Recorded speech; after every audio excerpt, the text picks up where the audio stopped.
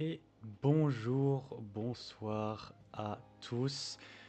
Bonjour les gens de YouTube aussi, hein, pour ceux qui regarderont la rediff. Donc format différent de d'habitude puisque c'est le premier épisode d'un projet de vulgarisation scientifique que j'avais envie de faire depuis un moment déjà. N'hésitez pas à me dire si le son est bien, si le son de ma voix est correct par rapport à la musique derrière. En tout cas, j'espère que vous allez toutes et tous bien. Et en ce premier temps de stream, j'aimerais vous parler un petit peu, hein, de ce projet d'émission que j'ai décidé d'appeler The Ice Lab. Alors peut-être que le nom changera, mais, euh, mais voilà, je vais commencer par simplement l'appeler comme ça. Alors, qu'est-ce que ça va être? Le but, ça va être de faire de la vulgarisation scientifique au moins une fois par mois. Je ne peux pas vous promettre plus parce que le temps de production est un peu long, parce qu'il faut que je fasse des recherches, des recherches bibliographiques, que je vous fasse un petit support visuel pour rendre le tout un petit peu sympa, que je réfléchisse à comment m'organiser avec mes autres occupations. Mais voilà, le but c'est au moins une fois par mois de parler d'un sujet de science, soit de la vie de tous les jours, soit d'actualité. Et là, ça va être de la bio, puisque c'est mon domaine, mais rien n'empêche plus tard de couvrir d'autres sujets comme de l'informatique, de la programmation, des sciences sociales, des sciences économiques, etc., etc. Donc, on reparlera de tout ça en fin de stream, mais vous aurez un rôle à jouer là-dedans. Et j'y reviendrai un petit peu plus tard.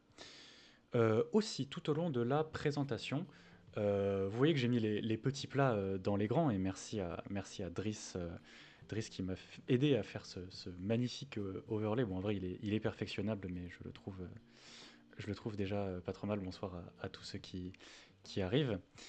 Et donc le but, ça va être vraiment que je vous donne des connaissances d'un point de vue vraiment culture, hein. Le but n'est pas non plus que vous soyez prêts à passer des examens universitaires dans le domaine derrière.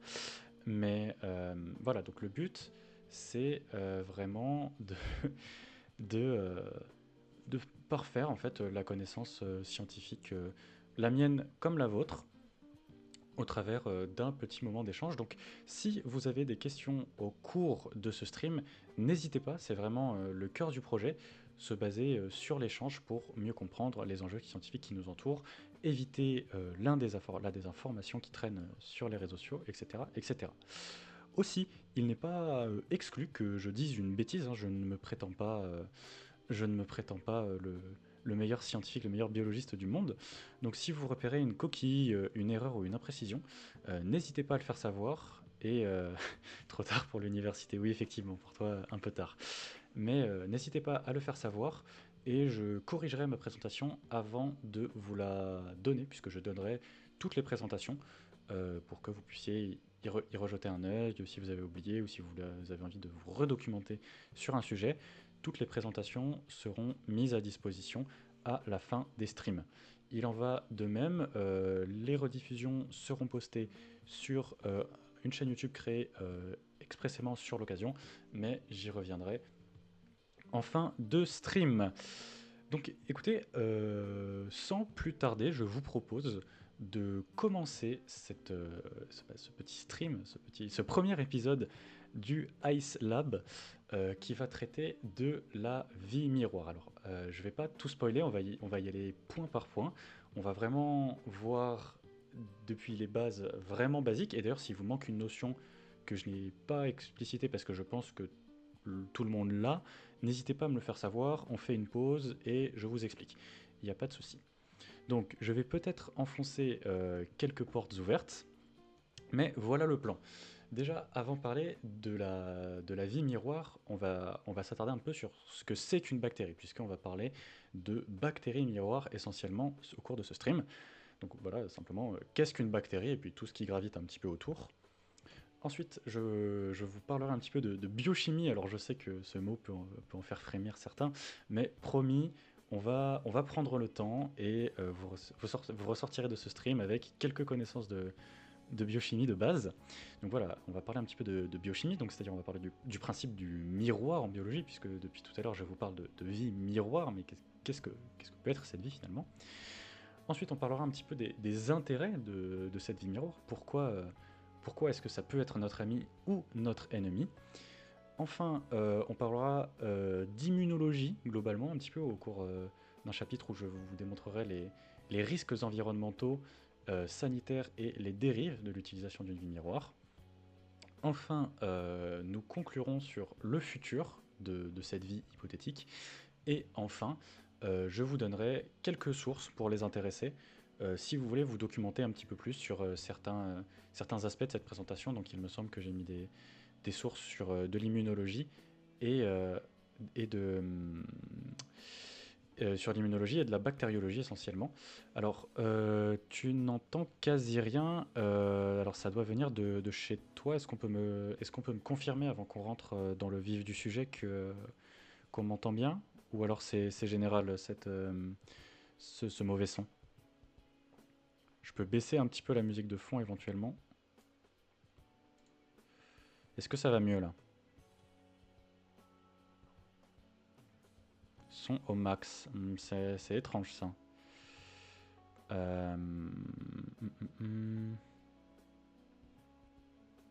Alors attends, je vais aller checker par moi-même.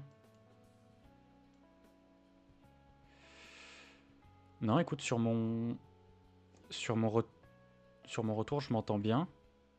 Donc je pense que ça vient de chez toi, Zira. Donc je sais pas, si t'es sur téléphone ça peut jouer, je sais pas si t'es sur PC ou pas. Essaie d'aller voir dans ton mélangeur, peut-être si tu as pas baissé le son de Twitch ou des sources Google dans ton mélangeur. Bon. En tout cas, on va commencer. Donc, une bactérie, Quesaco. Enfin, non, pardon, excusez-moi. D'abord, un petit peu de contexte. Donc, tout récemment, dans le journal scientifique Science, qui est un des plus grands journaux d'édition scientifique qui existe, on a vu paraître un article qui a été coécrit par 38 auteurs, donc c'est quand même un nombre assez conséquent, hein, pour ceux qui ne suivent pas forcément la littérature scientifique, dont notamment de très très grands noms comme Craig Van Teg, qui est un des pionniers pardon, du séquençage du génome humain. Et donc, ce rapport relate des risques d'une vie miroir. Et donc, il alerte sur les conséquences environnementales et sanitaires hypothétiques d'une vie miroir. Mais pour ça, on y reviendra un petit peu plus tard. Donc, cette fois-ci, une bactérie Quesaco. Donc déjà, premièrement, une bactérie, c'est une unité qu'on appelle une unité prokaryote. Donc on oppose deux qualificatifs, hein, quand on parle de cellules. Les cellules eucaryotes, donc ce sont les cellules animales, végétales et, pas de schéma ici, mais les cellules de champignons aussi, aux cellules prokaryotes. Donc sur les cellules prokaryotes, ce sont les cellules de type viral, bactérienne, etc. etc. Donc, qu'est-ce qui différencie les deux? Eh bien, normalement, vous devriez voir mon pointeur apparaître ici, ma souris. Donc, vous voyez que chez la cellule animale, en fait, on va avoir présence d'un noyau ici, donc le nucléus, qui renferme l'information cellulaire sous forme de chromosomes. Et en plus de ça, il y a plein de petites machineries cellulaires, comme ici l'appareil de Golgi, le réticulum endoplasmique, etc. Bon, je ne vous demande pas de tout retenir, c'est juste bien comprendre le concept. Euh, Chez la cellule de la plante, c'est pareil, sauf que en plus, on a une, euh, une, une une paroi végétale qui est absente de la cellule animale et une vacuole qui sert entre autres à stocker l'eau. Bon, il y a d'autres différences, mais c'est pas le but de cette présentation. Donc ce qu'il faut retenir en fait, c'est que dans la cellule eucaryote, on a présence de noyaux. Hein. Eucaryote, si on regarde un petit peu l'étymologie, euh, cario, il me semble, en grec, c'est le noyau. Donc ce sont des cellules qui possèdent un noyau et aussi ce qu'on appelle des organites, donc toute cette petite machinerie cellulaire. La cellule prokaryote, quant à elle, elle est beaucoup plus simple, entre guillemets, dans sa, dans sa structure, puisqu'elle ne possède pas de noyau. En fait, le chromosome, puisque très souvent les cellules prokaryotes, elles n'ont qu'un seul chromosome, là où nous, les humains par exemple, on en a plusieurs, ils flottent dans ce qu'on appelle le cytoplasme, donc en fait c'est le liquide intracellulaire, et donc le chromosome flotte là-dedans. Alors on retrouve quelques points communs avec la cellule eucaryote. Il y a entre autres tous ces petits points noirs ici qu'on appelle les ribosomes. Et ça, c'est l'usine à protéines de la cellule. Ce sont grâce à ces ribosomes que la cellule va pouvoir produire toutes ces protéines. Arrêtez-moi si vous ne suivez pas un moment. Donc elle est constituée d'une membrane plasmique, qui est une sorte de soupeau, et d'une paroi qui pourrait être comparée rapidement à notre peau extérieure à nous, notre épiderme. Et en plus de ça, en plus du chromosome que je vous ai montré ici, qui est toute l'information génétique, on peut trouver euh, quelques petits bouts d'ADN. Alors ils sont souvent représentés de façon circulaire, mais ce n'est pas toujours le cas, qui sont des plasmides et qui en gros portent un petit peu d'informations génétiques, quelques gènes, qui peuvent parfois être des gènes qui sont utiles à la... Enfin, qui sont souvent utiles d'ailleurs à la cellule. Donc voilà, la cellule prokaryote, beaucoup plus simple, pas de noyau, pas d'organique, donc une machinerie quand même moindre que la cellule eucaryote. L'ADN n'est pas condensé, il flotte dans le cytosol. C'est la principale différence, et nous, on va s'occuper aujourd'hui des cellules prokaryotes. Donc les bactéries, on peut les classer selon plein de choses, mais il y a deux facteurs qui sont extrêmement importants à retenir. Donc la première chose, ça va être finalement la forme de la bactérie. Donc on a plusieurs classifications en fonction des formes. Donc on a d'abord les coques ou coquilles. Donc en fonction de leur appareillement entre elles, on va avoir différentes catégories parmi les coques. Par exemple, ici on a le coq simple, mais on a aussi le diplocoque si les bactéries s'organisent deux à deux. On a le staphylocoque que vous connaissez peut-être pour le staphylocoque doré, qui est un pathogène opportuniste qu'on retrouve notamment dans certaines toxi-infections alimentaires. Donc le staphylocoque va s'organiser en amas. On a le streptocoque qui va s'organiser en chaînette. Et après, on a ici d'autres organisations en carré, en tétraèdre, etc.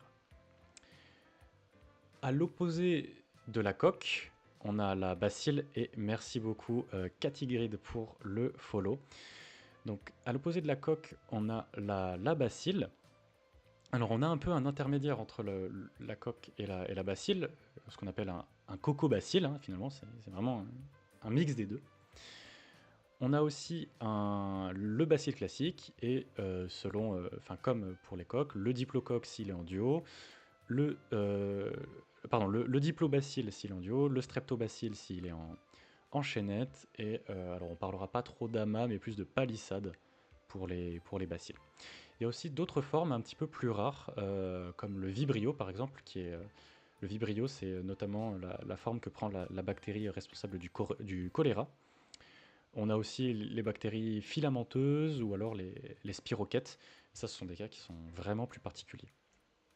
Au-delà de la forme, c'est quoi la diff entre diplocoquille Ah, ok. Donc en fait, certaines bactéries peuvent être encapsulées, c'est-à-dire qu'elles vont avoir une capsule protectrice autour d'elles pour se protéger notamment des stress ou de l'environnement. Et certains diplocoques ne le sont pas et d'autres le sont, simplement, c'est ça. J'espère ne pas louper de questions parce que je suis pas toujours sur l'overlay. J'espère que ça ira. Et l'autre façon de classer les bactéries, ça va être une classification de grammes. Donc en fait, ça va vraiment dépendre de la membrane, enfin pardon, de la paroi de la bactérie. En fait, on peut voir que chez la Gram+, la composition, elle est fondamentalement différente de chez la Gram-. Alors je vous passe tous les détails biochimiques là-dessus, parce que c'est pas forcément important que vous le reteniez.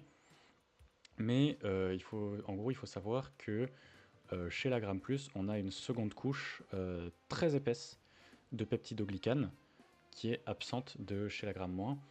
Et en fait, si on appelle gramme plus et gramme moins, c'est parce qu'il y a un protocole de coloration des bactéries qui nous permet de différencier les deux. Et donc, une fois qu'on connaît la forme, le comportement, quand on parle de comportement, c'est vraiment si elle est en diplocoque, coque, chaînette, amas, etc. Quand on connaît la forme, le comportement et si la bactérie est gramme plus ou moins, eh bien on va faire d'autres tests avec d'autres critères. Par exemple, est-ce que la bactérie elle va avoir besoin d'oxygène? On parle de aérobie ou anaérobie si elle n'en a pas. Est-ce que la bactérie elle va dégrader tel sucre? Est-ce que en présence d'oxygène, comment elle va réagir? On va s'intéresser au métabolisme, on va s'intéresser à son éventuelle mobilité, si la bactérie elle sporule ou pas, ça on y viendra un petit peu après, sa température de croissance. Et donc en fait, en combinant tous ces facteurs, on va pouvoir identifier une bactérie par exemple. Le staphylocoque doré dont on parlait un petit peu avant, c'est un staphylocoque, donc coccus, c'est une coque, à gramme plus, en amas et aérobie. Donc en fait, une fois qu'on a fait tous ces tests, on peut identifier une bactérie comme ça. Puisqu'on parlait de la spore, je vais venir un petit peu sur l'anatomie d'une bactérie. Donc je ne vais pas repasser par tout ce qu'on a dit on a visualisé, enfin, je vous ai expliqué ce que c'était qu'une cellule eucaryote. Mais voilà, vous avez les ribosomes, le chromosome ici, le cytoplasme, donc le liquide intracellulaire, la membrane plasmique, la capsule. La capsule qui n'est pas toujours là, comme je disais avant, la capsule est une option entre deux gros guillemets, puisque certaines bactéries vont l'avoir, d'autres pas. En revanche, ce qu'on appelle le cell wall, donc la paroi bactérienne, ça c'est un must chez toutes les bactéries. Et pareil, les pili ici, qui peuvent servir notamment à l'adhésion, euh, toutes les bactéries n'en ont pas en même quantité. Et les flagelles qui servent à la mobilité, eh bien c'est pareil, c'est quelque chose qui va dépendre de la bactérie que vous regardez. Euh, ah Ah, pardon, Alexiane. J'avais pas ton pseudo. Bah écoute, bienvenue, installe-toi. Installe-toi, installe-toi. Et donc, enfin, tu vas pas accumuler beaucoup d'autres connaissances, mais ça me fait plaisir que tu sois là. Et donc, ce que vous voyez à droite ici, c'est ce qu'on appelle une spore. Certaines bactéries sont capables de se mettre dans un état de protection extrêmement avancé en réponse à un stress. Donc, en fait, elles vont condenser leur information génétique, leur chromosome, au sein de ce qu'on va appeler le corps, le noyau. Et en fait, autour de ce noyau va se créer différentes couches qui va protéger l'information génétique des menaces extérieures. Donc ça peut être une acidité trop élevée, une température trop forte ou trop basse, etc. Donc la spore, c'est vraiment la forme de résistance de la bactérie. Et elle est, en, elle est faite en plusieurs couches avec chaque couche qui vise à protéger d'un danger en particulier. Ça peut être température, acidité, radiation, pression, etc., etc. Donc maintenant, on va parler un petit peu de la reproduction de la bactérie, du système de reproduction. Rien à voir avec les champignons de la spore. Non, chez le champignon, la spore, c'est le système, c'est un des systèmes reproductifs du champignon, puisque le champignon a une façon de se reproduire un peu complexe. Mais donc c'est un moyen de reproduction chez le champignon. Chez la bactérie, c'est vraiment un système de défense. C'est je me mets dans ma coquille et je me protège de l'environnement extérieur qui est un petit peu dangereux. Mais non, nous parlions de reproduction chez les bactéries. Alors il n'y a pas vraiment de rapport sexué chez les bactéries. On parle plutôt de division bactérienne. Donc pour ça, simplement, en fait, la bactérie qu'on va appeler bactérie mère dans un premier temps va doubler son information génétique en la répliquant, que ce soit son chromosome ou ses éventuels plasmides. Hein. Pour rappel, les plasmides, ce sont les morceaux d'ADN qui n'appartiennent pas au chromosome, et va ensuite simplement se diviser comme ceci pour donner, à partir d'une bactérie mère, deux bactéries filles strictement identiques. Donc ça, c'est ce qu'on appelle le transfert de gènes vertical. En opposition à ce transfert de gènes vertical, il y a des mécanismes de transfert de gènes qu'on appelle horizontaux. Donc là, c'est complètement différent. On ne parle pas vraiment de reproduction, mais plus de don de gènes, entre guillemets. Et donc, il y en a trois, la conjugaison, la transformation et la transduction. Donc, la conjugaison, en fait, elle fait intervenir un pont entre une bactérie donneuse et une bactérie receveuse. Et en fait, un gène qui peut être présent sur le chromosome, mais plus souvent sur les plasmides, va transiter de la bactérie donneuse à la bactérie receveuse qui va recevoir une copie de ce gène. Donc la donneuse restera la même, mais va convertir, entre guillemets, la bactérie receveuse à exprimer son génome et donc le nouveau gène qu'elle vient de recevoir. Et donc à l'issue d'une conjugaison, eh bien, la bactérie qui était anciennement receveuse va devenir une nouvelle donneuse potentielle. Et c'est comme ça qu'on peut expliquer, c'est un des moyens d'expliquer le transfert de gènes entre les bactéries. La deuxième manière pour une bactérie de recevoir des gènes de façon horizontale, c'est la transformation. Donc admettons qu'une bactérie vive, je ne sais pas, dans un sol, dans une forêt, et dans son milieu, eh bien, il y a une autre bactérie qui est morte, qui a été lysée, qui a relâché tout son contenu d'ADN dans le milieu, donc dans le sol. Eh bien, une bactérie vivante va être capable d'internaliser cette information génétique et de l'intégrer au sein de son chromosome pour avoir de nouveaux gènes. Et enfin, la transduction. Alors là, c'est la méthode un petit peu la plus complexe, et d'autant plus qu'il y en existe plusieurs, mais bon, on va rester sur la transduction simple. Donc il existe des virus qui s'attaquent spécifiquement aux bactéries. C'est l'espèce de petite araignée que vous pouvez voir ici.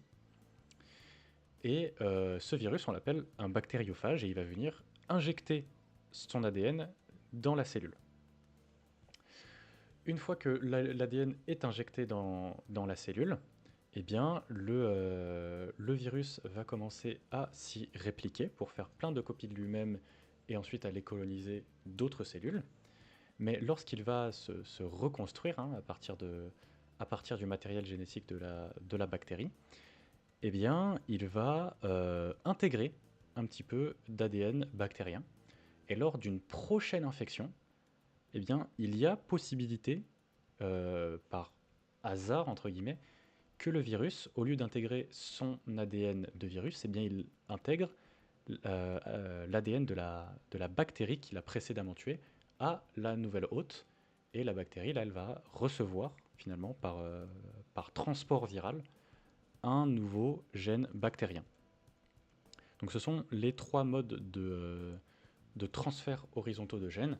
Et donc ça, ce sont des choses qui sont très étudiées, notamment dans le cadre de l'antibiorésistance, puisque c'est vraiment par ces trois mécanismes qu'une bactérie résistante va transférer son caractère de résistance à une bactérie qui ne l'est pas. Et c'est vraiment un enjeu de santé publique extrêmement fort. Donc maintenant, on va parler un petit peu des habitats des bactéries. Et en un mot commençant, elles sont partout. Elles sont partout, même dans les milieux qui peuvent être vraiment difficiles à vivre. Là, je vous ai mis un petit peu quatre photos différentes. Donc on a des bactéries qui sont capables de vivre dans les froids des cercles arctiques, d'autres qui sont capables de vivre dans les eaux très chaudes et sulfureuses des parcs à Yellowstone notamment. Certaines sont capables de vivre dans l'acidité de votre système digestif, et d'autres peuvent vivre sur votre peau, sur votre téléphone, bref, partout. Et donc pour les organismes qui vivent dans les endroits les plus hostiles, on parle d'extrémophiles. Et donc il en existe plusieurs catégories que je vais repasser en revue un petit peu rapidement. Donc les thermophiles sont capables de vivre dans des milieux chauds, et les hyperthermophiles sont capables de vivre dans des milieux très chauds, supérieure à 60 degrés avec une température de croissance optimale, donc de développement optimal à 90 degrés. À l'opposé, les psychrophiles sont capables de vivre dans des environnements extrêmement froids. Les acidophiles, dans des environnements acides. Les alcalophiles, alors alcalophile c'est un petit peu technique puisqu'on parle plutôt d'alcalo tolérants que phile en fait. On va plus avoir des bactéries qui sont capables de se développer dans des milieux très basiques, basiques au sens de l'acidité, hein. Donc le contraire d'acide. Mais c'est pas quelque chose qu'elles vont vraiment apprécier, c'est plus quelque chose qu'elles vont tolérer en fait. C'est pour ça qu'on parle plutôt d'alcalo tolérants. Donc ils vont se développer dans des milieux alcalins, donc de pH supérieur à 7, plus proche d'ailleurs de entre 9 et 14. Les xérophiles, ce sont celles qui sont résistantes au manque d'eau, et notamment à la dessiccation. La dessiccation, c'est le processus de déchirement quand quelque chose est trop sec. Eh bien, une bactérie xérophile est capable de résister à ça. Une halophile est capable de survivre dans des milieux très salés. Une piézophile est capable de survivre dans des milieux à très haute pression. Et une radiorésistant, là, pour le coup, c'est clairement dans le lot, c'est une bactérie qui est capable de survivre à des très fortes radiations. Certains organismes, c'est important de comprendre qu'ils ont besoin de ces conditions. C'est-à-dire qu'il y a certains organismes, pour se maintenir, ils ont besoin d'un haut taux de sel, ils ont besoin d'un haut taux d'acidité. Et d'autres, c'est simplement qu'elles peuvent y vivre car elles s'y sont adaptées, mais ce n'est pas le cas de toutes. Et il y a des combinaisons qui sont possibles. Par exemple, on peut avoir des bactéries qui vivent en profondeur dans des eaux glaciales et salées, auquel cas ça sera une psychropiézohalophile. Et donc, puisqu'on parle de bactéries tout à l'heure, et que je vous ai dit qu'une cellule eucaryote, ça pouvait être un virus ou une bactérie, je vous propose, bon là c'est vrai que je peux enfoncer un petit peu des portes ouvertes, mais de vraiment faire la différence entre qu'est-ce qu'une bactérie et qu'est-ce qu'un virus. Quelle différence entre les deux? Donc déjà, une bactérie, c'est vraiment plus gros qu'un virus, on parle de 1 à 5 micromètres, alors qu'un virus, c'est vraiment, vraiment plus petit.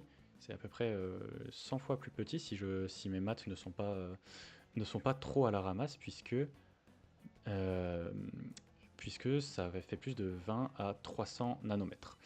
Dire question, j'ai toutes ces bactéries sur mon téléphone. Oh, si tu les as, si tu les as toutes, ça fait beaucoup, mais bon, il y en a, c'est certain. Euh, donc, le type cellulaire, euh, une bactérie, c'est prokaryote. Alors, on va considérer qu'un virus, c'est prokaryote aussi, mais c'est plus une entité non cellulaire, et j'y reviendrai un tout petit peu plus tard, puisque un virus, c'est finalement un parasite absolu. Il ne peut pas vivre par lui-même, donc c'est un peu difficile de dire que c'est une cellule à proprement parler, mais c'est un prokaryote. Le matériel génétique fondamental chez la bactérie, c'est de l'ADN, on l'a vu. Chez le virus, ça peut être de l'ADN ou de l'ARN. Alors sans rentrer dans le détail, l'ARN, c'est une sorte de copie de l'ADN un petit peu modifiée qui sert notamment chez nous à la réalisation et la création des protéines. Et donc, un virus peut être ce qu'on appelle un virus à ARN. C'est quelque chose que vous avez pu entendre peut-être avec la crise du Covid. Et donc, lui, son information génétique est stockée sous la forme d'ARN. Au niveau de la reproduction, on l'a vu, une bactérie, ça se divise, ce qu'on appelle la division cellulaire ou la fission binaire. Et le virus, quant à lui, il a besoin en fait d'injecter son information génétique dans la bactérie pour que cette dernière réplique le virus à sa place, donc fasse le travail à la place du virus, et donc pardon, excusez-moi, j'ai tapé dans le micro, produise le virus au lieu que lui se réplique lui-même. Quand on regarde un petit peu l'organisation de la cellule chez la bactérie, il y a présence de ribosomes, donc d'unités qui permet la production de protéines. Chez le virus, c'est simplement de l'ADN dans une capside, donc dans une boîte, et pas grand-chose de plus. Au niveau des traitements, on ne traite pas une bactérie et un virus de la même manière. Pour les bactéries, on utilise des antibiotiques, et pour les virus, on utilise des antiviraux. Et c'est extrêmement important de ne pas utiliser d'antibiotiques contre un virus, puisque ça n'aura absolument aucun effet. Et en plus, ça augmentera les risques de propagation de l'antibiorésistance, ce qui est quelque chose à éviter fondamentalement. Et enfin, la dernière opposition qu'on peut faire entre bactéries et virus, c'est est-ce que c'est vivant? Une bactérie, oui, il n'y a pas de doute là-dessus. Un virus, pour le moment, c'est considéré que c'est pas vivant, mais les choses sont en train de changer, notamment parce on découvre des virus de virus. Donc est-ce qu'on peut être parasité si on n'est pas vivant? C'est un petit peu difficile à dire. Et aussi, on découvre que certains virus ont besoin d'autres virus pour se répliquer, pour infecter un autre. C'est ce qu'on appelle les virus helpers. C'est le cas notamment de certaines hépatites. Pour avoir l'hépatite D, je ne veux pas dire de bêtises, hein, mais il me semble que pour avoir l'hépatite D, il faut déjà être infecté par l'hépatite B. Il me semble que c'est ça, je ne prenais pas ça pour argent comptant, mais il me semble que c'est ça. En tout cas, le caractère vivant ou non du virus, c'est encore un petit peu à débat. Mais en tout cas, pour le moment, c'est pas considéré comme quelque chose de vivant, mais c'est sûrement quelque chose qui va être sujet à changer dans les prochaines années. Un dernier petit point sur les bactéries, c'est les maladies bactériennes, comment ça marche. Donc là, je vais parler un petit peu de physiopathologie. Donc il y a plusieurs moyens pour la bactérie de vous rendre malade. Le premier moyen, c'est ce qu'on appelle une toxi-infection simple. C'est simplement la bactérie qui va produire une toxine et dans le milieu extérieur et qui va ensuite finalement injecter la toxine dans l'hôte. Donc ça, par exemple, c'est le cas du botulisme ou de Staphylococcus aureus. Un autre cas, c'est la bactérie qui va s'attacher, enfin, vraiment avoir un mécanisme d'adhésion au tissu. Donc quand je parle de tissu, ça peut être la peau, mais aussi les organes internes, etc. Et qui ensuite, une fois qu'elle s'est attachée, va faire pénétrer de la toxine au sein de l'individu. Donc on parle de bactéries non invasives dans ce cas-là. Et donc c'est le cas des bactéries qui sont responsables notamment du tétanos, donc Clostridium tetani par exemple. Enfin, Clostridium tetani dans le cas du tétanos. Et le dernier cas, c'est vraiment une colonisation au sein de l'organisme. Et une fois que l'organisme est colonisé, eh bien, on relâche des toxines. C'est le cas de beaucoup de bactéries. C'est bien hépatite D qui a besoin d'hépatite B? Ok, merci beaucoup. Merci beaucoup. Je vois que j'ai des gens bien plus renseignés que moi en immuno et ça fait plaisir. Donc pour résumer, le pouvoir pathogène du bactérie, il est donné par la capacité à synthétiser des toxines ou encore à sa capacité à coloniser l'hôte. Mais attention, une colonisation ne signifie pas forcément la sécrétion de toxines. C'est pas quelque chose qui va de pair. Donc maintenant que je vous ai décrit en long, en large, en travers ce qu'était une bactérie, on va pouvoir passer sur le fond du sujet, le principe du miroir en biologie. Et là, je vais commencer par le tout début. Je sais que ça peut vous paraître un peu simpliste, mais je vais faire un rapide rappel sur ce que c'est qu'une molécule. Donc,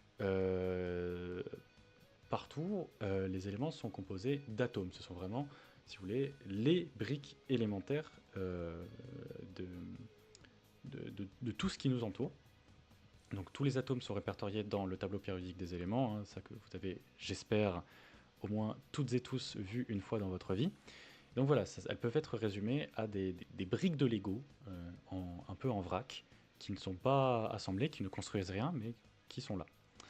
Et donc, les molécules, si vous suivez mon analogie, eh bien, c'est une organisation de ces briques de Lego pour faire différentes constructions. Et donc, les atomes sont liés entre eux par les électrons qui les composent, et on va appeler ça doublet. Vous allez très vite comprendre pourquoi. Là, je vais rappeler très probablement des cauchemars de certains au lycée. Mais je vais vous parler de la représentation de Lewis permet de représenter de façon simple les molécules. Donc, ce que vous voyez ici, ce sont des représentations de Lewis de certaines molécules, là de la molécule d'éthanol, donc ce qui est présent à tout hasard dans la bière, dans le vin, toute autre boisson de soirée par exemple. Et ici, c'est la représentation du CO2. Alors comment ça marche? Les lettres sont représentatives des atomes. Le C veut dire carbone, le O veut dire oxygène, et le H veut dire hydrogène. Jusque-là, simple. Ces atomes, ils sont liés entre eux par des traits. Ce sont les doublets dont je vous parlais précédemment. Chaque atome a un nombre de doublets liants et non liants à respecter précisément pour pouvoir s'associer au sein d'une molécule. Donc par exemple ici, sur le tableau en bas, vous voyez que l'hydrogène, il ne peut faire qu'une seule liaison et qu'il n'a pas de doublets non liants. Les doublets non liants, ce sont les doublets qui ne forment pas de liaison, comme vous pouvez voir ici avec l'oxygène. Donc par exemple, ici, l'hydrogène, il a une seule liaison, celui-là, il a une seule liaison aussi, celui-ci aussi, etc., etc. Dans le même genre, si on s'intéresse au cas de l'oxygène. L'oxygène, lui, on regarde le tableau, il a deux liaisons à faire et il a aussi deux doublets non liants. Donc si on prend le cas du CO2, ben, l'oxygène à gauche, il fait deux liaisons avec le carbone. Ici, on parlera d'une double liaison puisque deux liaisons sont faites avec un seul atome, c'est possible, ça arrive. Et il a aussi ces deux doublets non liants ici en extérieur qui ne lient avec aucun atome. Et c'est le cas aussi pour l'oxygène qui est à droite. Dans l'éthanol, l'oxygène il forme une liaison avec le carbone, liaison numéro 1, une liaison avec l'hydrogène, liaison numéro 2, donc on a les deux liaisons ici, et les deux doublets non liants, donc ici l'oxygène, ces liaisons sont bien respectées. Et le carbone est bien pareil, pas de doublets non liants, 4 liaisons, 1, 2, 3, 4 dans le cas du CO2, et 1, 2, 3, 4, 1, 2, 3, 4 dans le cas de l'éthanol.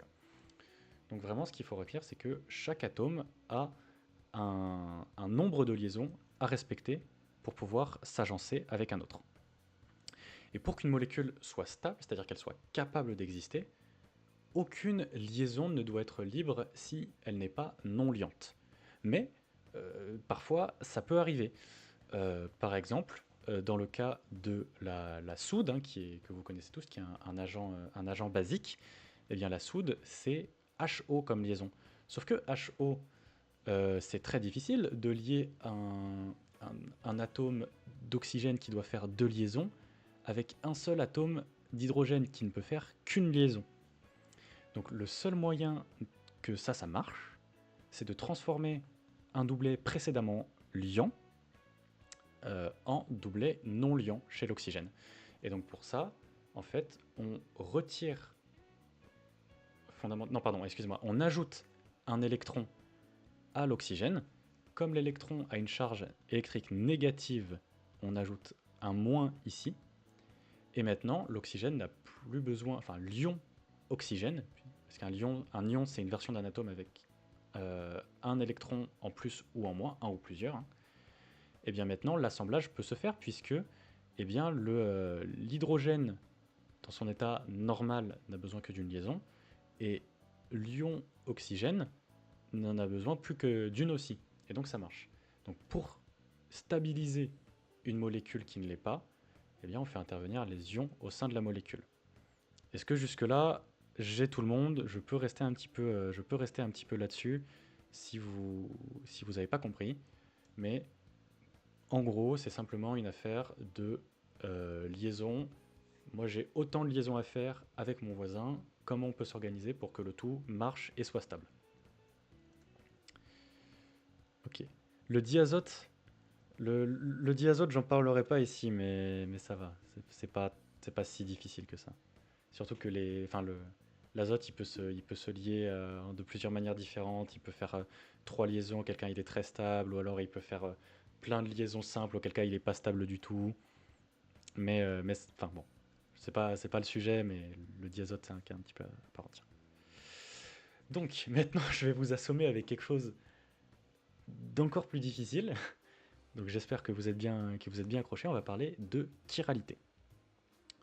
Donc en fait, ce qu'il faut comprendre, c'est que une molécule, une biomolécule en tout cas, puisque toutes ne sont pas comme ça, on le verra, elle va avoir un sens entre guillemets ou une orientation.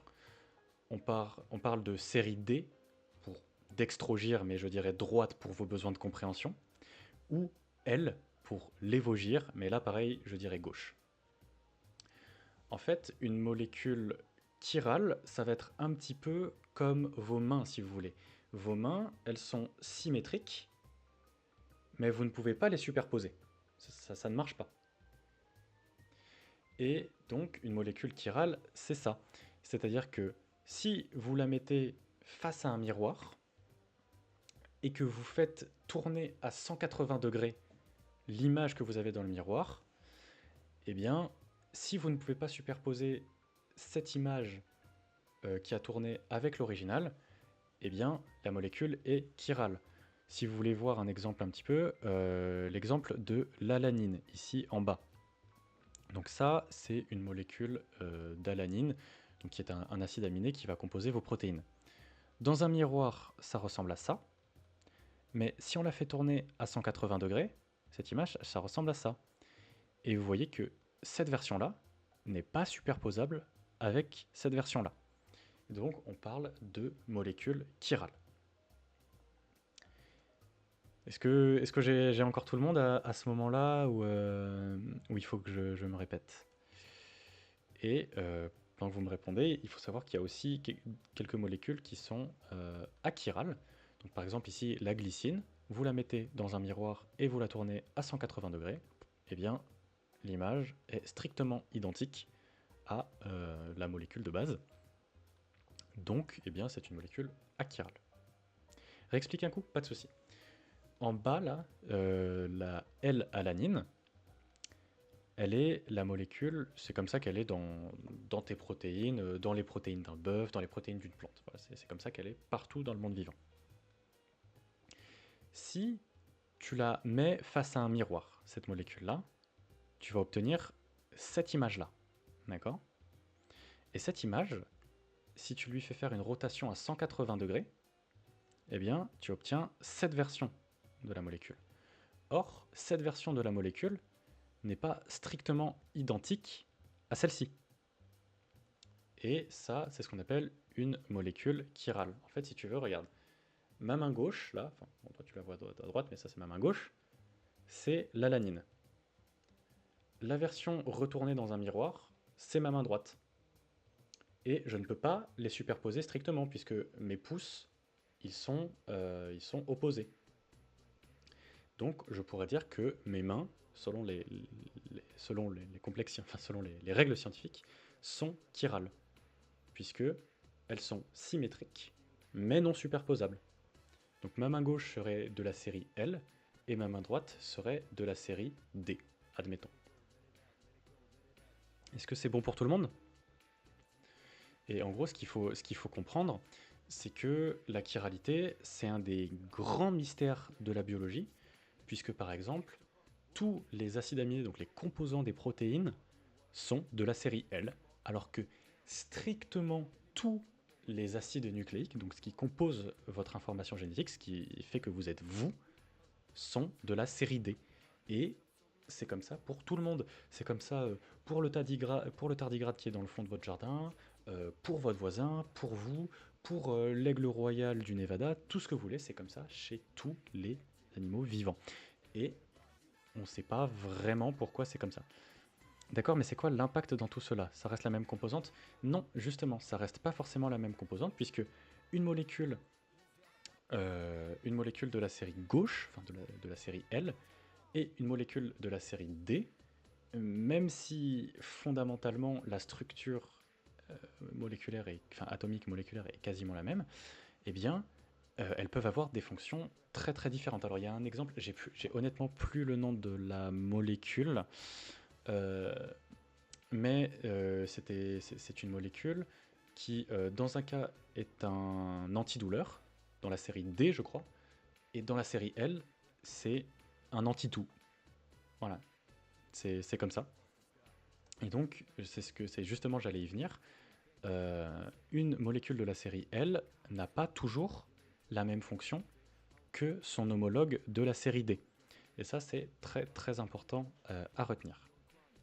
Donc maintenant que je vous ai assommé avec la chiralité, je vais étendre ça vraiment aux machineries cellulaires. Donc ça, c'est ce que je vous expliquais. Alors, ne vous concentrez pas sur les schémas et écoutez-moi, ils sont un petit peu complexes, mais j'étais obligé de passer par là.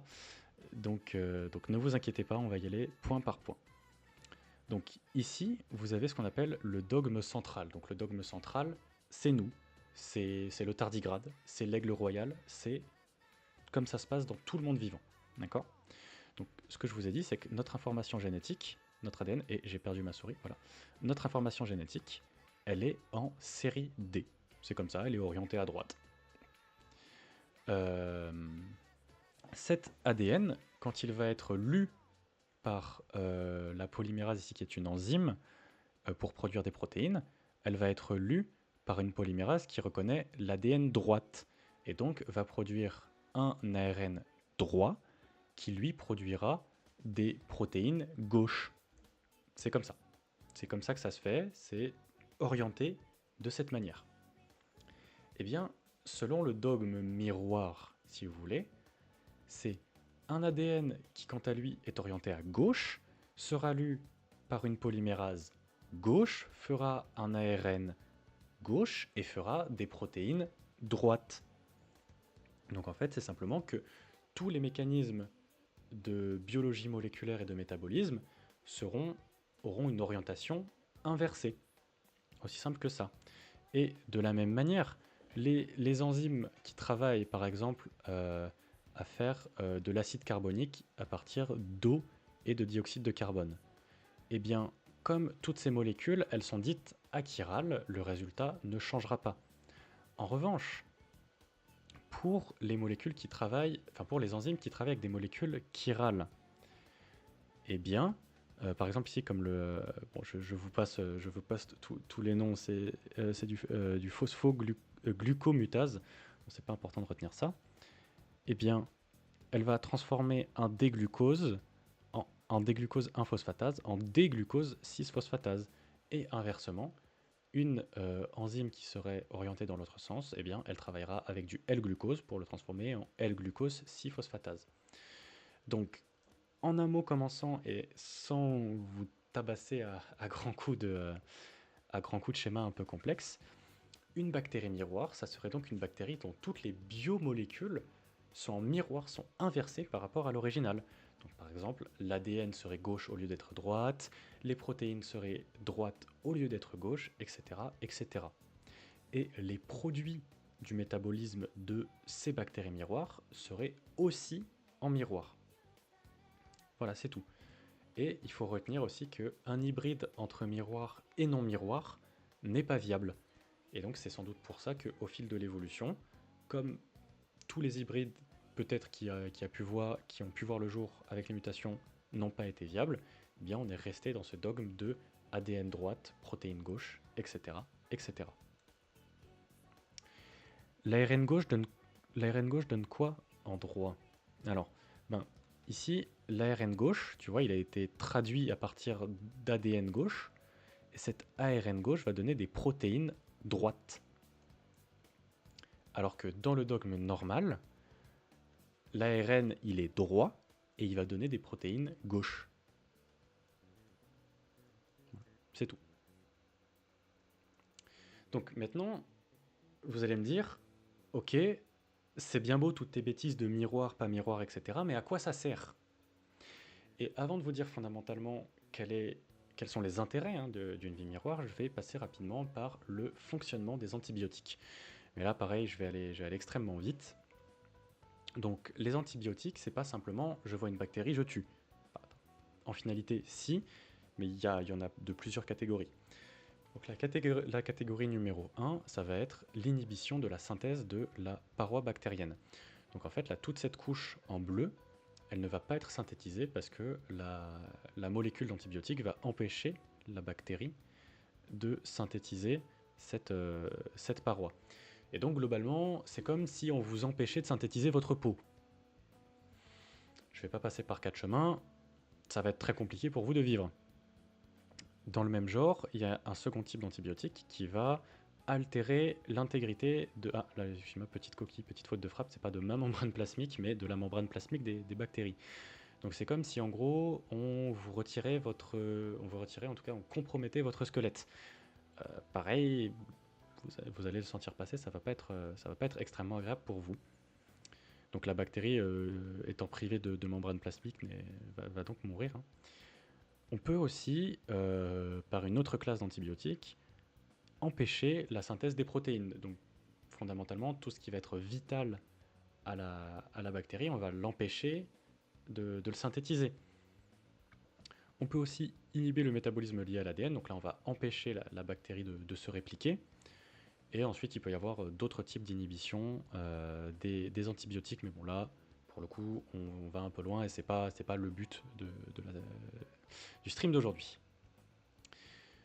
Donc, cependant, les antibiotiques, c'est plus aussi simple qu'avant, puisque les bactéries, elles sont capables de s'adapter en fait aux antibiotiques pour y devenir résistantes. Et cette guerre contre les bactéries, on est gentiment en train de la perdre, puisque là, par exemple, ici, si vous aviez un antibiotique qui venait, je sais pas, altérer la paroi ou la membrane, eh bien, le récepteur, le récepteur de la bactérie qui avant permettait à l'antibiotique d'avoir son effet peut changer et l'antibiotique n'a plus d'effet. La membrane peut aussi ne plus être perméable à la molécule et donc l'antibiotique sera pas capable de rentrer au sein de la bactérie. La bactérie peut aussi développer des systèmes qui vont permettre de faire sortir la molécule d'antibiotique ou encore de la décomposer. Donc il y a plein de systèmes de résistance qui sont capables de rendre une bactérie bien plus résistante à l'antibiotique. Et pour vous donner un ordre d'idée, donc ici vous avez une liste d'antibiotiques et avec la date de première utilisation et la première date de résistance décrite. Et donc ici c'est acquisition de résistance aux antibiotiques par les staphylocoques dorés. Donc quand on regarde un petit peu la pénicilline qui est un... Oh excusez-moi, c'était pas prévu ça. La pénicilline, qui est un antibiotique de première génération, un des premiers antibiotiques qui ont été découverts, sa première utilisation est en 1942, et la première résistance décrite, c'est en 1944. Donc une bactérie, ça s'adapte quand même très vite. Et vous voyez que pour la streptomycine, la tétracycline, tout ça, c'est toujours pareil. Bon alors, il y a certains antibiotiques, les résistances sont décrites plus tard en termes de temps par rapport à la première utilisation, mais tout de même, et il y a des bactéries qui sont capables de s'adapter beaucoup plus vite que ça. Donc on va parler de BMR, de bactéries multirésistantes, donc qui sont capables d'accumuler les résistances aux antibiotiques. Par exemple, une bactérie peut être à la fois résistante à la streptomycine, à la tétracycline, à la pénicilline, etc., etc. Et ça commence à devenir un très sérieux problème. On parle aussi d'autres bactéries qui sont des bactéries BHRE, pour des bactéries hautement résistantes émergentes, qui sont les plus grands enjeux de santé publique, enfin l'un des plus grands enjeux de santé publique actuellement. Et ensuite, il y a d'autres classifications, BLSE, SARM, etc., etc. Bon, ça, il y aura quelques notes sur la diapositive si vous voulez vous documenter un petit peu sur le sujet. Donc, si les bactéries deviennent de plus en plus résistantes aux antibiotiques, une solution, bien évidemment, serait de trouver de nouveaux antibiotiques. Mais pour ça, il faut comprendre d'où ils viennent. Et bien, la plupart des antibiotiques, en fait, ce sont souvent des peptides, donc des sortes de toutes petites protéines qui sont d'origine naturelle et qui sont produites par des organismes vivants, qui sont souvent des champignons ou des bactéries. Et donc, en fait, à la base, elles ne les produisent pas pour nous, elles ont un intérêt à produire ces molécules. En fait, ça sert à se défendre ou à prédater d'autres organismes. Par exemple, sur la photo de gauche, vous voyez la bande un petit peu jaunâtre, c'est un étalement de staphylocoque qui a été fait sur une boîte de pétri. Et on a mis ici le pénicillium, qui est le champignon à l'origine de la pénicilline. Et vous voyez que tout autour du champignon, il y a une sorte d'aura au sein de laquelle la bactérie ne se développe pas, C'est parce que ce champignon, il produit de la pénicilline, et donc que ici, le staphylocoque n'exprime pas de résistance, donc dans toute cette zone-là, le staphylocoque n'est pas capable de se développer. Sauf que le problème de tout ça, c'est qu'on commence à arriver à court de molécules connues, en tout cas, comme nouveaux antibiotiques. Il y a aussi quelques antibiotiques de synthèse, mais déjà c'est extrêmement coûteux de les produire et ils sont beaucoup moins communs que les antibiotiques naturels. Et c'est là où la vie miroir pourrait nous aider, puisque, rappelez-vous tout à l'heure, je vous ai dit qu'une bactérie miroir était capable de produire des composés miroirs aussi, et donc des antibiotiques miroirs. Et ces nouveaux antibiotiques, ils ne seraient pas résistés par les bactéries actuellement, et si on arrivait à produire et élever des bactéries miroirs, puisque pour l'instant il n'en existe pas, là une bactérie miroir serait une bactérie purement de synthèse, eh bien on pourrait en faire une usine à production d'antibiotiques miroirs à faible coût de façon industrialisée. Et donc il peut y avoir un vrai enjeu économique et sanitaire à produire ces antibiotiques-là. Et donc c'est pour ça qu'on parle de plus en plus de vie miroir. Mais, il y a des risques à cette vie miroir, et pour que vous le compreniez bien, on va faire un petit détour par les bases de l'immunologie humaine. Et là, pareil, je compte sur vous et les quelques personnes qui sont qualifiées en immunologie dans mon chat pour me corriger si je dis des bêtises. Mais a priori, j'ai fait attention, j'ai fait relire ces slides, donc ça devrait aller. Donc, chez l'homme, il y a deux types d'immunité. La première, c'est l'immunité innée, ça va être la première réponse à un pathogène, et l'autre, c'est l'immunité adaptative, c'est la réponse à une infection secondaire, une réinfection, par le même pathogène. Donc il y a différents types de cellules de l'immunité qui sont finalement réparties en fonction de si elles appartiennent à l'immunité innée ou l'immunité adaptative. Et là, je vous le dis, n'hésitez pas à m'interrompre parce que ça va devenir très technique. Va y avoir beaucoup de texte sur les slides, je m'en excuse, mais j'ai pensé que c'était la meilleure façon pour vous de bien intégrer ces connaissances-là. Et il y aura quelques schémas à la fin pour finalement que vous puissiez avoir une bonne image de ces deux immunités. Donc la première, c'est l'immunité innée. C'est la première ligne de défense du système immunitaire. Son rôle, il est simple, ça va être d'empêcher l'entrée dans l'organisme des agents pathogènes et réagir immédiatement s'il y a une potentielle pénétration par un pathogène. Donc il y a plusieurs barrières déjà qui agissent en acteur primaire au sein de l'immunité innée. La peau, puisque la peau, elle va sécréter des peptides, donc des petites molécules antimicrobiennes, et c'est aussi une couche de protection imperméable à la plupart des agents pathogènes. Il y a aussi le mucus, donc par exemple quand vous êtes malade, la morve qui vous coule un peu dans le nez, etc., c'est du mucus, et c'est censé piéger les agents étrangers. Et enfin, il y a le fameux microbiote, aussi un mot que vous avez dû entendre beaucoup ces dernières années, et qui en fait sont des bactéries, le microbiote ce sont des bactéries, mais des bonnes bactéries entre guillemets, ou des bactéries inoffensives, qui vont venir prendre la place d'autres disponibles pour d'autres bactéries. En fait, simplement, si un pathogène se pointe et qu'il n'a pas la place pour s'installer et se développer, il n'aura pas souvent, ça va dépendre du pathogène bien évidemment, mais il ne pourra pas vraiment avoir de force pathogène. Donc le microbiote, il a vraiment un rôle de compétition pour la place, pour l'installation avec les organismes pathogènes. Donc au-delà de ces barrières, il y a aussi, des cellules qui sont vraiment responsables de l'immunité innée. Donc dans un premier temps, on a ce qu'on appelle les phagocytes. Et ces phagocytes, il y en a plusieurs. Donc les macrophages, les cellules dendritiques et les neutrophiles. Tout ça, c'est pas la peine pour vous de le retenir. Vous devez simplement retenir que le rôle de ces cellules-là, c'est d'intégrer en leur sein le pathogène, vraiment comme s'ils l'avalaient, et derrière de se suicider, de s'autodétruire pour digérer avec eux l'agent pathogène. Donc c'est vraiment C'est vraiment une digestion hein, du pathogène. Ensuite, il y a les cellules NK pour Natural Killer. Et donc, ces cellules-là, elles font pas dans la dentelle, c'est simplement de la reconnaissance et de la destruction des cellules infectées ou même des cellules tumorales. Même si c'est pas vraiment le sujet d'aujourd'hui, les cellules NK sont responsables de destruction de cellules tumorales. Et enfin, on a les mastocytes. Alors les mastocytes, c'est un petit peu différent, c'est-à-dire qu'elles vont pas, il me semble pas en tout cas, pas vraiment avoir d'action directe sur le pathogène. En revanche, lorsqu'elles vont le détecter, elles vont relâcher un petit composé qu'on appelle l'histamine. Et cette histamine, c'est ce qui va être responsable de la réaction inflammatoire. Cette réaction inflammatoire, c'est quand vous avez de la fièvre, quand vous êtes un peu rouge, quand parfois il y a des choses qui gonflent suite à une infection. Et en fait, cette réaction inflammatoire, elle vise entre autres, mais on le reverra un petit peu après, à venir appeler et activer les autres cellules de l'immunité.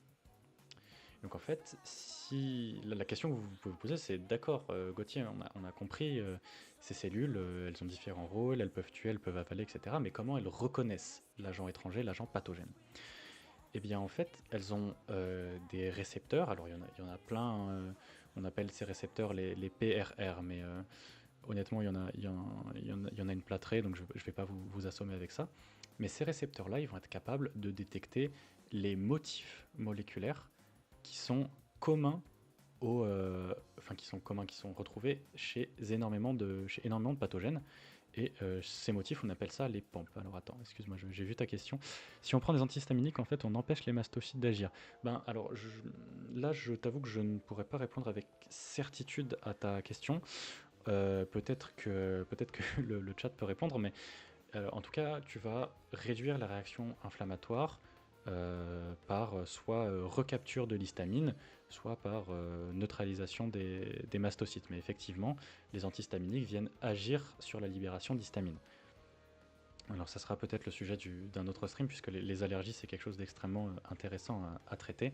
Mais effectivement, certaines allergies sont en général une surréaction de votre corps, donc une surproduction d'histamine, alors qu'il n'y a pas forcément besoin. Mais donc revenons à nos moutons. Donc les cellules de l'immunité innée vont reconnaître ces motifs, donc les PAMP, et vont donc agir au sein de l'immunité innée. Alors il peut y avoir d'autres choses, hein. Il y a aussi des réactions en cascade qui peuvent aider l'immunité innée. Donc, par exemple, il y a l'opsonisation, qui est en fait un marquage de l'agent étranger, de l'agent pathogène, pour faciliter l'action des phagocytes, donc faciliter la digestion du pathogène, ce qu'on appelle la phagocytose. Bon, ça c'était le côté un petit peu simple, un petit peu facilement imageable. Maintenant, nous allons passer à l'immunité adaptative. Et ça, c'est un petit peu plus. Enfin, voilà, j'ai quand même un petit schéma à vous représenter. Donc, ici, vous avez une cellule de l'immunité innée avec ses récepteurs. Et en fonction de si elle voit, je sais pas, par exemple, dans le cas d'une bactérie gram négative, eh bien, elle va reconnaître certaines choses, par exemple ce qu'on appelle les LPS ou la présence d'un flagelle, etc. Eh ben, elle va agir en conséquence. Et il y a plein de pathogènes qui ont des choses qui les caractérisent. Par exemple, les grammes positives, on a parlé tout à l'heure des différentes de membranes avec les acides théicoïques. Là, c'est pareil. En tout cas, il va y avoir des choses qui vont être reconnues par ces cellules de l'immunité innée. Et donc, il va y avoir digestion, il va y avoir relargage d'histamine dans le cas d'une mastocyte, ou alors si c'est une cellule NK, eh bien, elle va s'occuper de tuer directement l'agent étranger. L'immunité adaptative maintenant, c'est la seconde ligne de défense du système immunitaire. Le rôle, c'est vraiment de détruire de façon spécifique et ciblée, parce qu'en fait, l'immunité innée, elle reconnaît plein de choses et elle a une action relativement générale. Alors que l'immunité adaptative, c'est très spécifique, c'est très ciblé. On va agir selon un pathogène qu'on a déjà rencontré et on va avoir une réponse qui est vraiment spécifique de ce pathogène. Donc cette immunité-là, elle va faire intervenir des cellules qu'on appelle les lymphocytes. C'est ce qui est connu sous le nom de globules blancs, même si en vérité j'aime pas trop cette appellation. Mais voilà, donc on va appeler ça des lymphocytes qui sont spécifiques. et qui vont donc reconnaître chacun un pathogène précis. Cette réponse, elle est bien plus rapide que la réponse innée et elle est aussi beaucoup plus forte. Donc les acteurs, on les indique, ce sont les lymphocytes et il y en a deux types. Les lymphocytes B, qui vont participer à la production des fameux anticorps dont vous avez sûrement entendu parler, et qui vont reconnaître, alors les antigènes, ça va être des motifs à la surface des pathogènes. Et il va y avoir les lymphocytes T, et dans les lymphocytes T, il y a deux types de lymphocytes T. Les CD8+, qui sont cytotoxiques, donc cyto pour cellule et toxique, bon ça j'ai pas trop à vous expliquer, mais dont le rôle est vraiment de détruire les cellules étrangères, ou alors les cellules infectées par les virus. Globule blanc, lymphocyte, j'aime pas non plus, je suis pas d'accord. Ouais non mais c'est une généralisation qui est trop souvent faite, mais c'est pas fondamentalement vrai. Bon après c'est normal de devoir simplifier ça aussi, mais ici je ne pouvais pas dire globule blanc parce que sinon je pense que ça allait être un petit peu trop général. Et donc voilà, on a les CD8+, qui sont vraiment dans la destruction des cellules infectées ou étrangères, et les CD4+, qu'on va appeler helper, donc aider, et qui vont venir activer les lymphocytes B et les lymphocytes T CD+. CD8+, pardon. Donc en fait, ces lymphocytes, ils sont activés par la présentation d'un petit bout du pathogène après digestion par les macrophages. Donc c'est-à-dire que l'immunité innée va digérer, comme on l'a vu un petit peu avant, l'agent étranger, et il va y avoir quelques cellules qui vont aller présenter un petit bout de l'agent pathogène aux cellules de l'immunité adaptative, en disant hey, regardez, il y a ça qui traîne, c'est pas terrible, c'est pas normal. Donc voilà, après cette digestion, il y a un petit bout du pathogène qui est conservé pour le présenter aux lymphocytes. Cette présentation, elle se fait par le complexe majeur d'histocompatibilité, que je vais appeler CMH simplement, de type 1 ou de type 2, sachant que le type 1 active les lymphocytes T CD8+, et le type 2 active les lymphocytes CD4+. J'espère que pour l'instant tout va bien. Donc l'immunité adaptative, elle est divisée en deux types de réponses, on l'a vu. Une liée au lymphocyte B et une liée au lymphocyte T. La réponse liée au lymphocyte B est appelée réponse humorale. C'est-à-dire que les lymphocytes B, ils vont être activés et ils vont produire des anticorps qui vont permettre de neutraliser les pathogènes, mais qui vont aussi agir comme marqueurs, donc qui vont permettre aux cellules de mieux reconnaître les pathogènes, et qui vont aussi permettre toute une cascade de réactions. On parle de voie du complément, mais bon, on est déjà sur des choses assez complexes, et c'est pas une voie que je connais extrêmement bien. Donc si vous voulez vous renseigner, je pourrais éventuellement vous faire parvenir des articles sur la voie du complément, mais je ne vais pas en parler dans ce stream.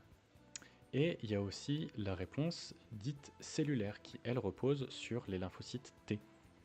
Et donc ces lymphocytes T, ils vont libérer des enzymes qui vont être capables d'induire la mort, on parle d'induire la lyse, des cellules ciblées. Et une fois que les lymphocytes B et T sont activés, une petite partie d'entre eux seront transformés en cellules mémoire qui vont assurer en fait la longévité de la mémoire de l'organisme. C'est-à-dire qu'une fois que l'organisme a combattu et a gagné contre l'infection, il va garder quelques cellules mémoire pour se dire « Ah, là, je reconnais telle chose, donc je peux agir tout de suite ». Et c'est le principe des vaccins, puisque les vaccins, on vous injecte un petit peu d'un pathogène affaibli ou désactivé. La réponse immunitaire va se faire, c'est pour ça qu'on peut être un petit peu malade. Et ensuite, vous avez ces cellules mémoire d'activer, et ces cellules mémoire vont permettre d'avoir une réponse immunitaire très très forte si vous rencontrez le vrai pathogène. J'ai une question. Je suis un peu en retard, mais ayant largué la SVT en première, je comprends pas vraiment le problème avec le thème de globules blancs. Mais en fait, si tu veux, on te dit que les globules blancs sont les cellules de l'immunité, mais les cellules de l'immunité, c'est tout ça. C'est toutes ces cellules-là que tu peux voir juste sur ton écran, là. Et donc, il y a les neutrophiles, les macrophages, les cellules dendritiques, les cellules NK. Et en fait, il y a plein de rôles différents à tout ça. Chacune de ces cellules ont un rôle vraiment spécifique et très différent. Là où les globules rouges, c'est vraiment le rôle du transport du sang, les globules blancs, tu peux pas trop généraliser ça en fait. Tu peux pas dire les globules blancs, ça tue les virus, parce que c'est pas fondamentalement vrai. Donc bon, c'est juste histoire d'être un petit peu pointilleux et que vous fassiez bien la différence entre les deux si vous voulez.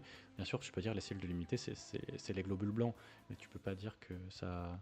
Tu peux pas dire que ça tue tout. Tu as les. Ouais, exact, tu as les éosinophiles, les lymphocytes, les neutrophiles, etc. etc. Donc c'est vraiment. C'est comme dire, je sais pas, tous les gens, je sais pas, tu vois, tous les gens qui participent, tous les gens qui font de la cuisine. Non, attends, comment je pourrais dire? Hmm, c'est un peu difficile de trouver. Tous les gens qui participent à la création de ta maison sont des maçons. C'est pas forcément vrai. Il y a aussi les architectes, il y a aussi les managers, il y a les maçons, effectivement, etc., etc. Mais donc en fait, c'est pas, tu peux pas généraliser en un seul mot toutes ces cellules-là. La globule blanc égale leucocyte, mais pas lymphocyte qui en font partie. Bon, on va pas rentrer dans les ultra détails, mais effectivement, c'est ça. Alors ensuite, donc voilà le petit schéma. Alors merci l'intelligence artificielle parce que je ne trouvais pas de schéma vraiment bien pour vous résumer en gros toute l'immunité humaine. Alors peut-être que j'ai pas très bien cherché aussi, mais donc dans un premier temps, vous avez l'immunité innée, les barrières physiques. Si ces barrières physiques sont traversées, ça peut être le cas notamment, par exemple, si vous faites une blessure à la peau, une plaie, vous avez une rupture dans la peau, les pathogènes peuvent rentrer. Ces pathogènes, ils sont reconnus par les récepteurs des cellules, les PRR, et donc les cellules de l'immunité innée vont rentrer en action. Il va y avoir digestion, donc phagocytose du pathogène, et un petit peu de ce pathogène va être présenté aux cellules de l'immunité adaptative. Les cellules de l'immunité adaptative vont donc être activées. Il va y avoir activation des cellules, des lymphocytes T, c'est la réponse cellulaire, et activation des cellules lymphocytes B qui vont produire des anticorps, ces anticorps qui vont aider à neutraliser et marquer et plein d'autres choses le pathogène, et donc ça c'est la réponse humorale. Donc voilà, l'immunité peut être résumée à ce schéma-là. Donc maintenant, on va pouvoir vraiment rentrer dans le vif du sujet à propos des risques, c'est les enjeux environnementaux et sanitaires très très importants de la vie miroir. Donc si vous avez bien suivi ce que je viens de vous expliquer, ici vous avez une bactérie, qui veut infecter une plante qui est résistante. La plante va détecter le pathogène qui est représenté par cette petite clé là. On a de quoi le détecter. Et donc la plante va avoir une réponse immunitaire eh bien, déclenchée puisqu'elle détecte le pathogène.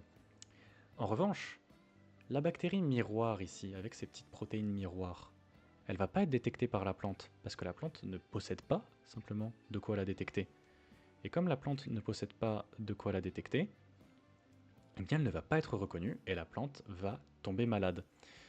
Et donc, bon, là c'est pour vous, mais les plantes ne possèdent qu'une immunité innée, et comme elles ne possèdent pas de récepteurs nécessaires à la détection d'un pathogène miroir, eh bien, aucun végétaux ne saurait survivre à une épidémie miroir. Donc, imaginez un petit peu qu'une bactérie miroir se propage dans la nature comme ça là.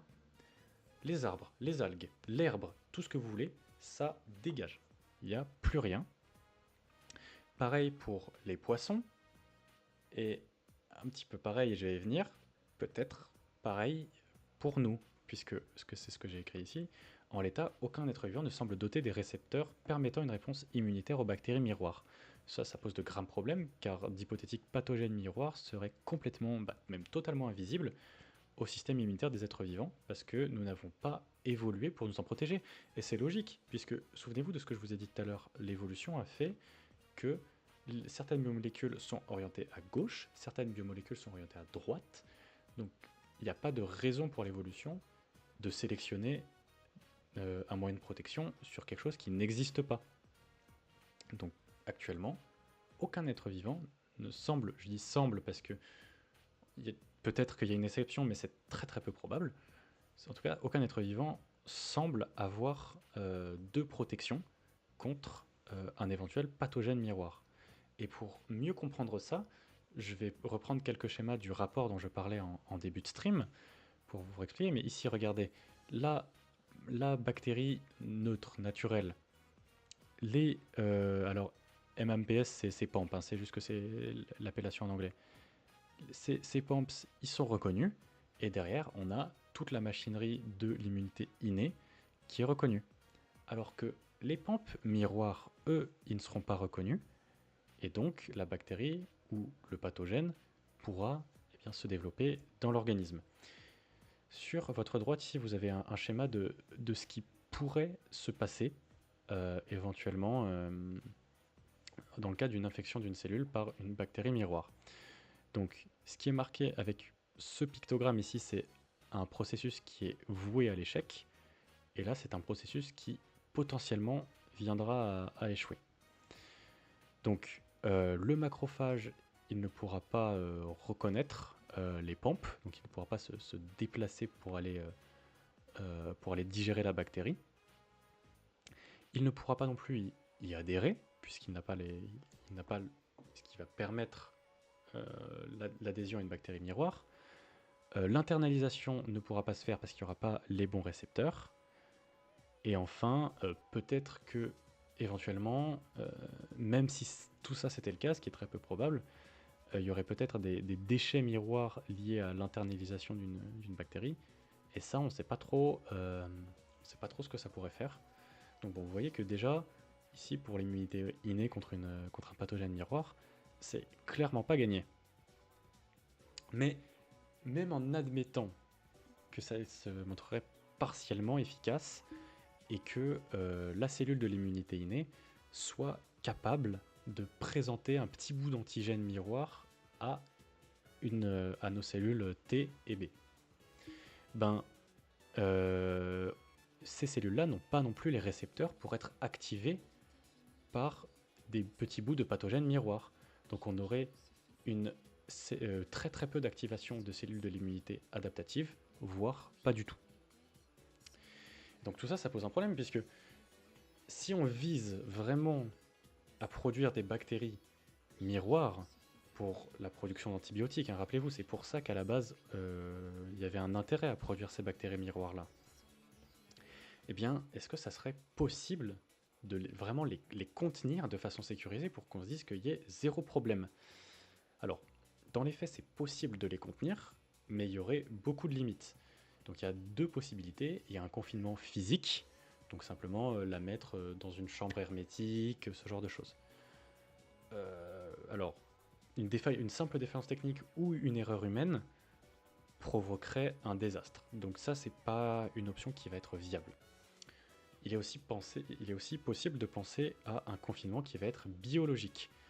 Donc le confinement biologique, ça consiste à modifier le génome d'un organisme afin que sa survie dans le milieu extérieur soit impossible. Un moyen simple de faire ça, par exemple, c'est en le rendant complètement dépendant, notamment par sa nutrition, peut-être notamment, d'un composé, d'une molécule qui n'existe pas dans la nature. Donc par exemple, c'est simplement, imaginons la bactérie elle fuite, eh bien elle serait plus capable de trouver ce composant dont elle a besoin pour se développer, et donc ça induirait sa mort.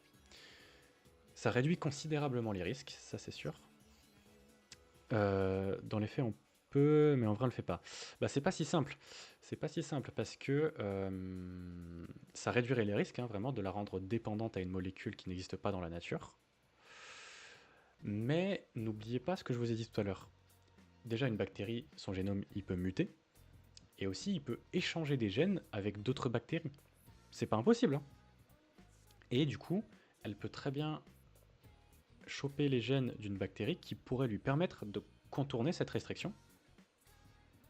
Et donc, elle serait libre de la nature de faire ce qu'elle veut et donc de se répandre, etc., etc. Donc la conclusion, c'est que selon les chercheurs qui ont écrit le rapport, c'est que c'est pas possible en l'état de créer une bactérie miroir qui serait complètement biosécurisée en termes de confinement. Et ça, c'est le plus gros problème aujourd'hui avec tous les enjeux sanitaires et environnementaux de ces bactéries.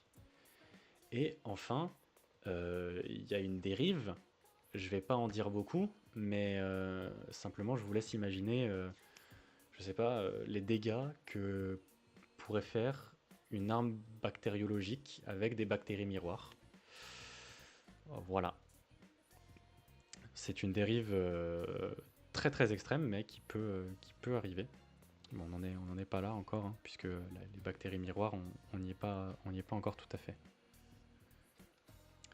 Mais du coup, maintenant, vous allez me dire, quid du futur de la vie miroir, puisque finalement, ok, c'est super utile, mais ok, c'est super dangereux.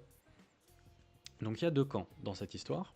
C'est que certains chercheurs ont annoncé avoir arrêté leurs recherches, complètement stoppé leurs recherches, parce que ils se sont rendus compte de la dangerosité de leur travail et que pour eux, finalement, leur travail n'était pas éthique et qu'ils préféraient arrêter leurs recherches. Il y en a même qui suggèrent un moratoire total sur la vie miroir. Donc, un moratoire, pour ceux qui ne connaîtraient pas forcément, c'est simplement on fait comme si on n'avait jamais connu ça. Toutes nos connaissances, on les détruit. Les livres, les vidéos, même ce stream, admettons, si le moratoire est apposé, ce stream et sa rediffusion n'a jamais existé, disparu. Tout ça aux oubliettes. Donc, c'est la suggestion de certains scientifiques, c'est vraiment on continue à vivre comme si on n'avait jamais eu de connaissances sur la vie miroir. Alors d'autres sont un peu plus, bon, toujours prudents mais optimistes, et suggèrent que des contre-mesures médicales pourraient être mises en place par la synthèse de composés anti-miroirs. Et donc, évidemment, l'attrait économique et médical de cette vie-là pousse certains chercheurs à continuer leurs recherches, et on estime aujourd'hui qu'une première forme de vie miroir pourrait être synthétisée dans une période de 10 à 15 ans. Donc voilà, c'est l'état où on en est actuellement. Si vous voulez aller un petit peu plus loin, vous aurez des sources, voilà, quelques articles et reviews, hein, donc un petit peu sur la bactériologie, un petit peu sur l'immunologie. Alors sur l'immunologie aussi, je vous ai mis notamment quelque chose que je trouve très intéressant, c'est comment les lymphocytes T et B mûrissent en fait, puisqu'ils ne naissent pas aptes vraiment à détruire les pathogènes, c'est-à-dire qu'ils ont vraiment un entraînement, c'est l'école militaire en fait, ils ont un entraînement, ils sont sélectionnés en fonction de ce qu'ils sont capables de reconnaître et détruire ou non. Donc si vous avez un petit peu de temps, bon c'est un petit peu complexe, puis c'est en anglais, mais je vous recommande vraiment ces lectures. Et au pire, vous pouvez vous faire résumer tout ça par l'IA. Sur certaines IA, ça marche plutôt pas mal. Et donc, concernant la vie miroir, bon, bien évidemment, je vous ai mis dans mes sources le rapport, hein, dont je vous parlais un petit peu en introduction. Je vous l'ai mis en entier. Donc, il est vraiment très long, mais il est très intéressant à lire. Et puis, vous avez un petit peu de bactériologie de base aussi, si ça vous intéresse. Donc, au niveau des remerciements, je tiens à remercier mon ami, enfin mes amis, Alexandre Poiret pour sa relecture des slides sur l'immunologie, parce que je vous avoue que j'étais pas tout à fait serein non plus, et il m'a fait quelques retours assez constructifs notamment. Mon ami Marc-Antoine Boitel pour ce magnifique micro, sans quoi ce live aurait pas pu être possible, parce que je me refusais à faire ce live avec le micro qui est juste là. Et enfin Driss, mon ami Driss Abi pour ce magnifique overlay de stream que vous avez depuis le début du stream sous les yeux. Voici rapidement mes sources. Alors vous y trouverez plusieurs articles, plusieurs reviews. Vous y trouverez aussi une vidéo de Dirty Biology qui m'a grandement inspiré sur le sujet. C'est cette vidéo-là qui m'a donné envie de vous parler de ça. Alors bien sûr, c'était aussi un sujet qui, vous l'avez vu, m'a permis de vous parler un petit peu de biochimie, un petit peu de bactériologie, un petit peu d'immunologie. Donc je me suis dit que c'était un bon sujet pour vous donner quelques bases sur tous ces sous-sujets-là. Et puis vous aurez aussi les sites internet qui m'ont permis de faire tous ces schémas, notamment BioRender. BioRender, bon, j'imagine que la plupart des gens en études de bio connaissent, mais c'est vraiment une très très belle base de données pour la réalisation de schémas scientifiques, notamment sur la biologie. Et enfin, je les cite quand même, mais je ne peux pas vous les partager, des cours de l'Université catholique de Lille et de l'Université de Lorraine. Et je vous remercie d'avoir été aussi attentif. Et puis si vous avez des questions, écoutez, n'hésitez pas. Et puis on peut discuter. Sinon, je pourrais vous parler de la suite de ce projet, de la suite de ces émissions. C'est comme vous voulez. Toujours Kali, le Seigneur des Ténèbres. Non, mais tout de suite les grands mots. Donc, si vous avez des questions, voilà, n'hésitez pas. Et puis, pendant que vous les posez, donc, je vais vous transmettre une invitation sur le serveur Discord de la commu, en vous expliquant un petit peu comment je vois la vision hein, du serveur à long terme et même de la communauté. Hop, alors attendez. Voilà le lien du serveur.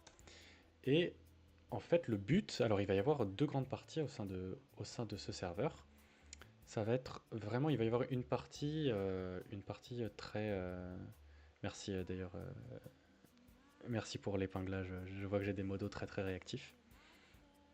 Il va y avoir une partie vraiment multigaming, j'ai envie de dire, enfin multigaming général, un peu pour tout le monde quoi, et une partie vraiment dédiée à la science.